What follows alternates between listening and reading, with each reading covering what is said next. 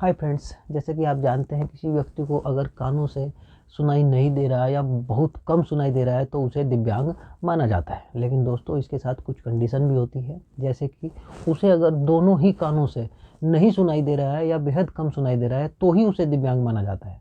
अगर उसका एक कान सही है तो उस स्थिति में उसे दिव्यांग नहीं माना जाएगा। इसके लिए हमें दिव्यांगता की परिभाषा को देखना होगा।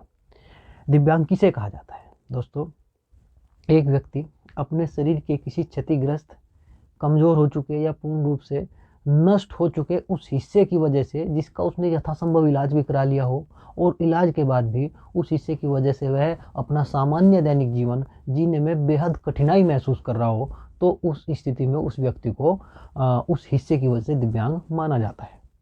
अब दोस्तों, अगर हम बात करें कि एक व्यक्ति का एक कान सही है और दूसरे से नहीं सुनाई दे रहा है, तो क्या ऐसा व्यक्ति अपना सामान्य जीवन नहीं जी पाएगा? नहीं दोस्तों, वह जी लेगा।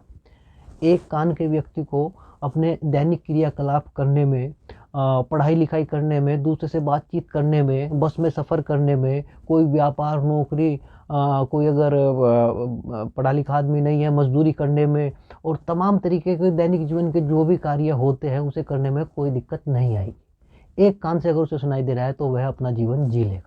हाँ, अगर उसे दोनों ही कानों से नहीं सुनाई दे रहा है तो उसे बड़ी दिक्कत आएगी अपने जीवन को जीने में। दूसरों से वार्तालाप करने में दिक्कत आएगी, उसको पढ़ने लिखने में दिक्कत आएगी। दोस्तों, किसी सार्वजनिक स्थल पर चला जाए तो वहाँ भी उसको दिक्कत आएगी। व्यापार, नौकरी और ये सब करने में उसको बड़ी दिक्कत आएगी।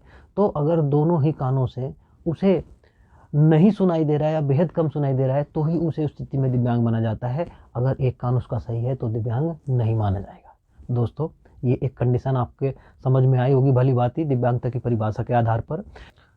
अब दूसरी कंडीशन की बात करते हैं। दोस्तों, किसी व्यक्ति को दोनों ही कानों से कम सुनाई दे रहा है, लेकिन यह स्थिति इलाज के बाद की होगी। पहले व्यक्ति द्वारा अपना इलाज कराया जाएगा। मेडिकल साइंस में अगर कोई भी यथासंभव इलाज है तो उसके द्वारा उसके कान को ठीक करने की कोशिश की जाएगी। जैसे किसी ड्रॉप्स के द्वारा, किसी ऑपरेशन के द्वारा, किसी सर्जरी के द्वारा, यहाँ तक कि जो हियरिंग ऐड होती है, कान में लगाने की मशीन होती है, वो भी एक इलाज का हिस्सा माना जाएगा, क्योंकि उसे लगाने के बाद व्यक्ति को सही सुनाई देने लगता है। तो फिर उस स्थिति में उस व्यक्ति को दिव्यांग नहीं माना जाता। दोस्तों, यहाँ इलाज वाली कंडीशन क्यों लगाई गई है उसका कारण ये है कि मानकर चलो किसी व्यक्ति को शरीर के किसी हिस्से में दिक्कत है और उस वजह से डॉक्टर उसका दिव्यांग प्रमाण पत्र बना देते हैं और वह आगे भविष्य में उसका इलाज करा लेता है, तो फिर उस स्थिति में वह दिव्यांग नहीं होगा।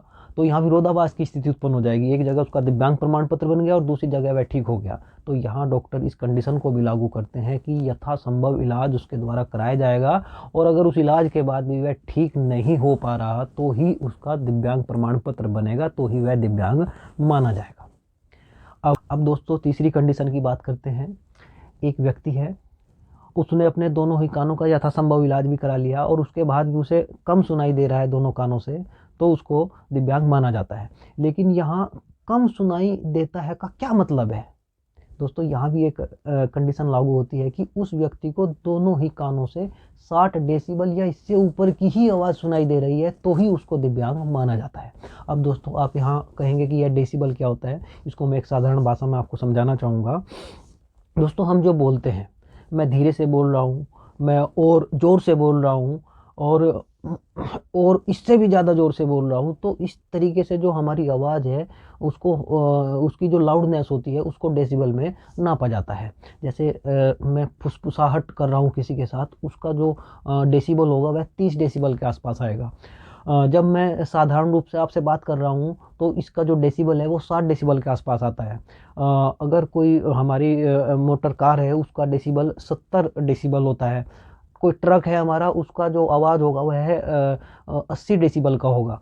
जो हमारे बुलडोज़र होते हैं उसका 100 से 110 के बीच होता है डेसिबल, और जो हमारे जेट इंजन 170 डेसिबल की आवाज़ करते हैं, और जो हमारे रॉकेट लॉन्च होते हैं उनका जो डेसिबल होता है 180 डेसिबल होता है। जैसे जैसे आवाज़ का लाउडनेस बढ़ता जाता है डेसिबल भी बढ़ता जाता है। तो दोस्तों, इस डेसिबल के आधार पर ही हम किसी के व्यक्ति की दिव्यांगता का निर्धारण करते हैं। अगर किसी व्यक्ति के कान 60 डेसिबल या उससे ऊपर की ही आवाज़ सुनते हैं दोनों कान यथासंभव इलाज के बाद, तो ही उसे उस स्थिति में दिव्यांग घोषित किया जाता है। दोस्तों अगर 3 कंडीशन किसी व्यक्ति के साथ है तो ही वह दिव्यांग माना जाएगा और उसका दिव्यांग प्रमाण पत्र बनेगा, और अगर नहीं है तो उसे दिव्यांग नहीं माना जाएगा। इस चीज़ को हम एक उदाहरण के माध्यम से समझेंगे कि अगर किसी व्यक्ति के साथ ये सब है तो उसे दिव्यांग माना जाएगा, और अगर नहीं है तो उसे दिव्यांग नहीं माना जाएगा।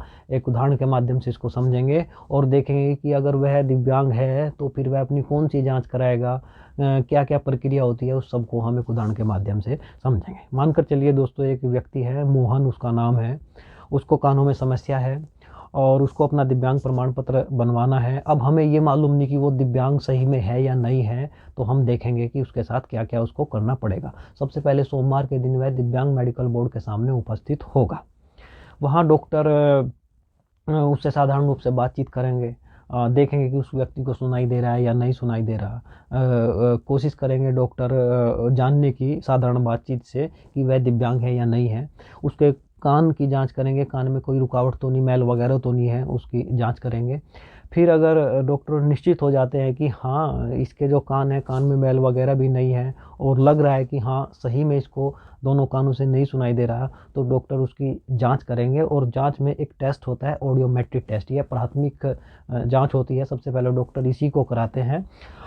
कभी कभी ऐसा भी होता है कि डिस्ट्रिक्ट हॉस्पिटल में यह सुविधा न हो, कुछ हॉस्पिटल में नहीं रहती, तो फिर डॉक्टर उस मरीज को दूसरी जगह भी रेफ़र कर सकते हैं। अपने से हायर इंस्टीट्यूट में ही डॉक्टर हमेशा रेफ़र करते हैं, जैसे डिस्ट्रिक्ट हॉस्पिटल मंडल स्तरीय जो मेडिकल कॉलेज होगा वहाँ रेफ़र करेगा, या किसी दूसरी अपने से हायर इंस्टीट्यूट में रेफ़र करेगा। अपने समकक्ष में कभी डॉक्टर नहीं करते। हाँ, डॉक्टर अगर किसी के पास, मरीज के पास ऊंचे संस्थान का कोई ऑडियोमेट्री टेस्ट का रिपोर्ट है, उसको भी डॉक्टर देख लेते हैं। अगर वह नहीं है तो डॉक्टर उसको रेफ़र करेंगे, और अगर डॉक्टरों के यहाँ उपलब्ध है डिस्ट्रिक्ट हॉस्पिटल में तो वहीं उसका ऑडियोमेट्री टेस्ट कराते हैं। दोस्तों यह ऑडियोमेट्री टेस्ट क्या होता है, इसके बारे में मैं आपको बताना चाहूँगा। इसमें कानों का डेसिबल चेक किया जाता है कि उसके कान कितने डेसिबल तक की आवाज़ को सुन पाते हैं, और उसके कान में क्या दिक्कतें हैं, उसका कान का कोई अंदर का हिस्सा डैमेज है, उसकी नस खराब है, या पर्दे में कोई दिक्कत है, हड्डी में कोई दिक्कत है। तो इस तरीके की जो समस्या है वो ऑडियोमेट्री टेस्ट से पता चल जाती है। एक तो कानों में क्या समस्या है और उसको कितने डेसिबल तक की आवाज़ सुनाई दे रही है, ये ऑडियोमेट्री टेस्ट से डॉक्टरों को पता चल जाता है। इसमें पीड़ित के ऊपर जो पेशेंट होता है, एक हेडफोन लगा दिया जाता है कानों पर, और यह हेडफोन एक मशीन से जुड़ा होता है। उस मशीन के माध्यम से डॉक्टर बारी बारी से तरह तरह के डेसिबल की आवाज़ उसको पहुंचाते हैं पेशेंट को, और पेशेंट को यह कह दिया जाता है कि अगर आपको आवाज़ सुनाई दे रही है तो आपको जवाब में उंगली खड़ा कर देना होगा। तो बारी बारी से आवाज़ भेजते रहते हैं और पेशेंट अपनी उंगली खड़ी करता रहता है। तो इस आधार पर डॉक्टर एक ग्राफ तैयार करते हैं, उस ग्राफ को ऑडियोग्राम बोला जाता है, और उस ग्राफ के आधार पर डॉक्टर इस बात का पता कर लेते हैं कि पेशेंट को कितने डेसिबल तक की आवाज़ सुनाई दे रही है और कितने डेसिबल से नीचे की आवाज़ उसको नहीं सुनाई दे रही, और कान में क्या दिक्कतें हैं, इस आधार पर डॉक्टर पता कर लेते हैं। अच्छा दोस्तों, एक कभी कभी ऐसा भी हो जाता है कि पेशेंट झूठे तरीके से अपने को दिव्यांग घोषित कराना चाहता है, फर्जी तरीके से, और वह इसमें झूठ बोलता है, उंगली नहीं उठाएगा। अगर डॉक्टरों को ऐसा आभास हो जाता है रिपोर्ट से कि इसने पेशेंट ने कुछ गड़बड़ की है, तो डॉक्टर दूसरी भी जांच करा सकते हैं, उसको बेरा टेस्ट बोलते हैं। बेरा टेस्ट के बारे में दोस्तों मैं आपको बताना चाहूँगा। इसमें क्या होता है, पेशेंट को लेटा दिया जाता है, आधे घंटे तक ये टेस्ट चलता है, और उसके कानों में ईयरफोन लगा दिए जाते हैं, और जो सिर होता है, सिर पर भी जगह जगह इलेक्ट्रोड लगा दिए जाते हैं, और एक मशीन के माध्यम से जोड़ दिया जाता है, और मशीन से तरह तरह की जो ध्वनि तरंग होती है उसके कानों में भेजी जाती है, और एक कंप्यूटर स्क्रीन पर सब कुछ दिखाई देता रहता है, और डॉक्टर ध्वनि तरंग छोड़ते रहते हैं, और उसकी जो कोक्लर हड्डी होती है वह क्या प्रतिक्रिया करती है उसके प्रति, उस आवाज़ के प्रति, तो वो सारा एक स्क्रीन पर दिखाई देता रहता है डॉक्टरों को। डॉक्टर एक ग्राफ तैयार करते हैं उसके माध्यम से भी, और डॉक्टरों को पता चल जाता है कि कितने डेसिबल तक की आवाज़ के प्रति उसका जो कान है वो रिएक्शन दे रहा है। तो वह बहुत ही साइंटिफिक चीज़ होती है, वह अत्याधुनिक टेक्नोलॉजी होती है। बेरा टेस्ट में थोड़ा महंगा भी होता है, ऑडियोमेट्री टेस्ट थोड़ा सस्ता होता है। खैर ये तो दूसरी चीज़ें हैं। कुल मिलाकर मैं आपको ये बताना चाहता हूँ कि इसमें अगर किसी तरीके से झूठ बोला जाता है पेशेंट द्वारा तो डॉक्टर के पास उसका भी समाधान है, कोई फर्जी तरीके से दिव्यांग प्रमाण पत्र नहीं बनवा सकता। अच्छा दोस्तों, एक जो मेरा टेस्ट होता है ये बच्चों के मामले में भी होता है, क्योंकि जो 5 साल से छोटे बच्चे होते हैं वह प्रतिक्रिया में अपनी उंगली खड़ा नहीं कर सकते, उनको नहीं पता होता इतनी चीज़ों का। तो 5 साल से छोटे बच्चों को डेसिबल कितने तक का सुनाई दे रहा है उसके लिए भी बेरा टेस्ट डॉक्टर कराते हैं। अगर बच्चा सोता नहीं तो उसको कोई दवाई दी जाती है ताकि उसको नींद आ जाए, और फिर सोने वाली अवस्था में उसका बेरा टेस्ट करते हैं। जो बड़े होते हैं, बड़ा व्यक्ति तो लेटा रहता है, उसको सुलाने की आवश्यकता नहीं होती। कुल मिलाकर बेरा टेस्ट में ये होता है कि व्यक्ति का सिर न हिले और थोड़ा वह आराम से लेटा रहे। तो बच्चों के साथ ये दिक्कत होती है कि वह हिलना डुलना शुरू कर देते हैं, तो बच्चे को सोने वाली दवा पहले दी जाती है। तो बेरा टेस्ट इस तरीके का होता है। अब कुल मिलाकर दोस्तों, कोई भी टेस्ट हो किसी भी माध्यम से डॉक्टर पता कर लेते हैं कि उसको कितना डेसिबल तक का आवाज़ सुनाई दे रहा है और उसके कान में कहाँ क्या दिक्कत है। अब हम जो मोहन की बात कर रहे थे, मोहन का टेस्ट हो गया और यहाँ टेस्ट के बाद डॉक्टरों के सामने रिपोर्ट आ गई। अब रिपोर्ट जो होगी 2-3 तरह की कंडीशन आएगी। नंबर 1 कंडीशन तो यह होगी, अगर मोहन को दोनों ही कानों में 60 डेसिबल से नीचे की भी आवाज़ सुनाई दे रही है तो उसको दोस्तों दिव्यांग नहीं माना जाएगा। दूसरी कंडीशन एक ऐसी हो सकती है उसके टेस्ट की जो रिपोर्ट है उसके आधार पर कि उसको एक कान में 60 डेसिबल से नीचे की आवाज़ सुनाई दे रही है और एक कान में 60 डेसिबल या उससे ऊपर की आवाज़ सुनाई दे रही है, तो उस स्थिति में भी दिव्यांग नहीं माना जाएगा। तीसरी कंडीशन ऐसी हो सकती है कि उसको दोनों ही कानों में 60 डेसिबल या उससे ऊपर की ही आवाज़ सुनाई दे रही हो, तो फिर दोस्तों दिव्यांगता के ऊपर विचार किया जाएगा। लेकिन यहाँ भी 2 चीज़ है, क्योंकि जो हमारे टेस्ट कराते हैं डॉक्टर, उनके माध्यम से ये पता चल जाता है कि कान में कहाँ क्या दिक्कत है। कान में कभी कभी कुछ ऐसी दिक्कतें होती है दोस्तों कि जैसे नस डैमेज हो चुकी हो, नस खराब हो चुकी हो, जो दिमाग से कान तक की जो नसें होती है अगर वह खराब हो चुकी होती है तो डॉक्टर इस चीज़ का पता कर लेते हैं कि इन नसों को सुधारा नहीं जा सकता और किसी भी कंडीशन में ये नसें खराब ही रहेगी, उनका कोई इलाज नहीं है, तो फिर माना जाएगा कि वह व्यक्ति दिव्यांग ही है। उसको किसी भी तरीके से जैसे सर्जरी के माध्यम से या हियरिंग एड के माध्यम से नहीं सुधारा जाएगा और डॉक्टर पूर्ण रूप से इसमें विश्वस्त हो जाते हैं कि हाँ यह दिव्यांग है, तो उस स्थिति में मोहन को दिव्यांग मान लिया जाएगा और उसका दिव्यांग प्रमाण पत्र डॉक्टर इशू कर देंगे।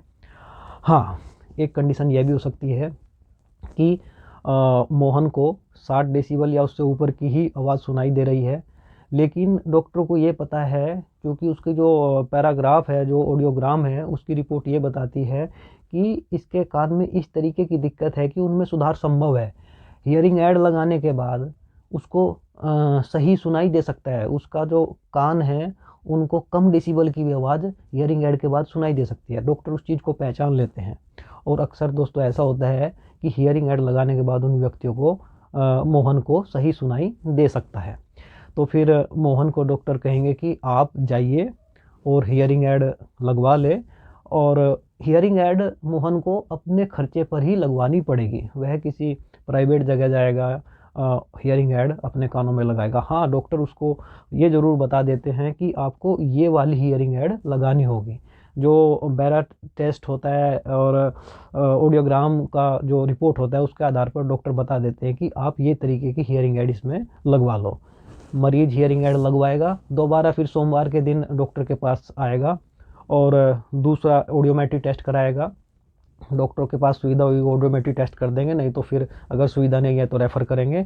और इस बार का जो ऑडियोमेट्री टेस्ट डॉक्टर करेंगे वह कानों में उसको हियरिंग ऐड लगा रहेगा और हियरिंग ऐड के ऊपर फिर दूसरा हेडफोन लगेगा और डॉक्टर उसका ऑडियोमेट्री टेस्ट इस बार इस तरीके से करेंगे और फिर देखेंगे कि हियरिंग ऐड लगने के बाद उसका ऑडियोग्राम क्या आ रहा है, उसके ऑडियोग्राम में कितना डेसिबल तक का आवाज़ आता है कि जो उसे सुनाई दे रहा है। अक्सर दोस्तों ऐसा होता है कि उसका जो डेसिबल है वो कम डेसिबल की आवाज़ भी उसको मोहन को सुनाई देने लगेगी। तो उस स्थिति में कहा गया कि हियरिंग ऐड के माध्यम से उसके कान सही हो गए हैं और यथासंभव इलाज के बाद वह सुन पा रहा है, और उस स्थिति में मोहन को दिव्यांग नहीं माना जाएगा। दोस्तों उम्मीद करता हूँ इस उदाहरण के माध्यम से और पहले जो शर्तें बताई गई होगी, बहुत सारे कंसेप्ट आपके क्लियर हुए होंगे।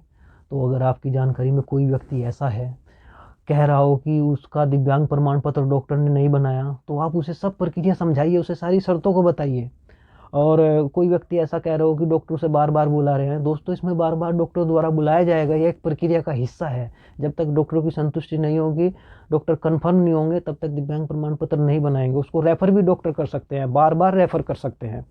और एक मैं आपको ये बताना चाहूँगा कि अगर ये सारी कंडीशन किसी व्यक्ति के ऊपर लागू हो रही है, तो आप उसको प्रेरित भी कर सकते हैं कि वह दिव्यांग है और उसका दिव्यांग प्रमाण पत्र बन सकता है। तो आप उसे दिव्यांग मेडिकल बोर्ड के सामने ज़रूर भेजें, ताकि उसका दिव्यांग प्रमाण पत्र बन जाए।